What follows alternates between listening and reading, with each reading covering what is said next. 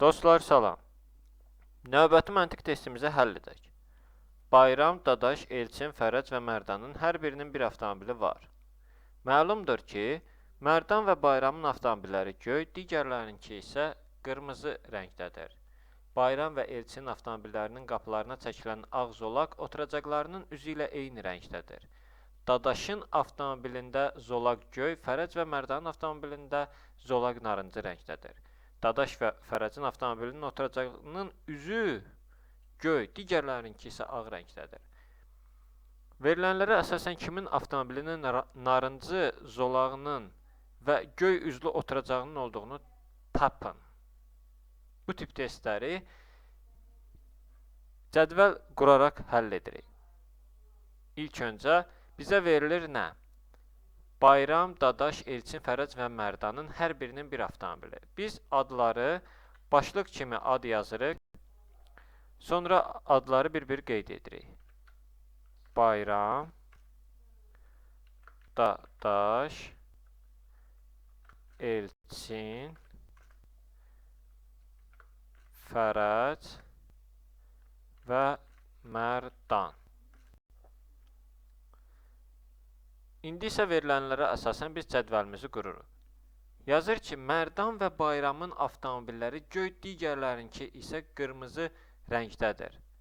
Biz avto rəng, yəni avtomobilin rəngi başlığı altında Mərdan və Bayramın avtomobilləri göy, Mərdanın avtomobili göy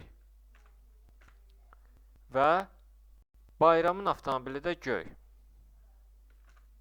Digərlərinki isə qırmızı rəngdədir. Qırmızı və qırmızını Elçin və Fərəcin də qarşısına yazırıq. Sonra deyir ki, Bayram və Elçinin avtomobillərinin qapılarına çəkilən ağ zolaq oturacaqlarının üzü ilə eyni rənglər. Deməli, bizə bir qapıya çəkilən zolaqın rəngləri lazım olacaq. Bir də oturacaqlarının üzü ilə eyni rəngdədir. Oturacağının rəngi. O başlıqlarda yazırıq. Qapı, zolaq, bir başlığımız, bir də oturacaq. Oturacaq. Deməli, nə verir bizə? Bayram və Elçinin avtomobillərinin qapılarına çəkilən ağ zolaq, Bayram və Elçinin. Deməli, Bayramın qapıda çəkilən zolaq ağ rəngdədir.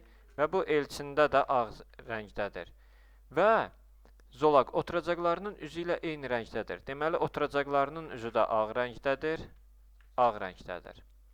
Sonra deyir, Dadaşın avtomobilində zolaq göy, Dadaşın avtomobilində zolaq göy. Nə yazırıq? Dadaşın qarşısına göy. Fərəc və Mərdanın avtomobilində zolaq narıncı rəngdədir. Fərəc və Mərdanın avtomobilində zolaq narıncı rəngdədir. Narıncı. Fərəclə Mərdanın da qarşısına yazdıq narıncı. Qapının zolağı. Sonra deyir ki, Dadaş və Fərəcin avtomobillərinin oturacağının üzü göy. Dadaş və Fərəcin. Dadaşın avtomobilinin oturacağının üzü göy. Və Fərəcin avtomobilinin oturacağının üzü göy.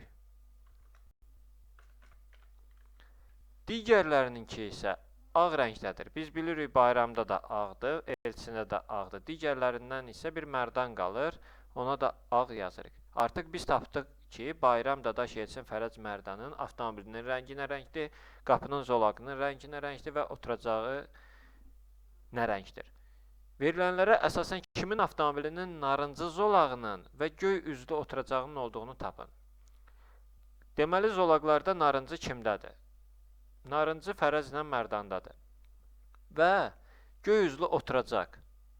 Göy üzlü oturacaq bir Dadaşdadır, bir də Fərəcdədir.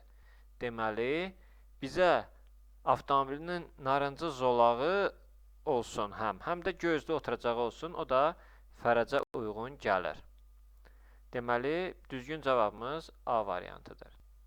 Dostlar, testlə bağlı hər hansı suallarınız olarsa, yorumlarda yazın, tezliklə cavablandıracağım.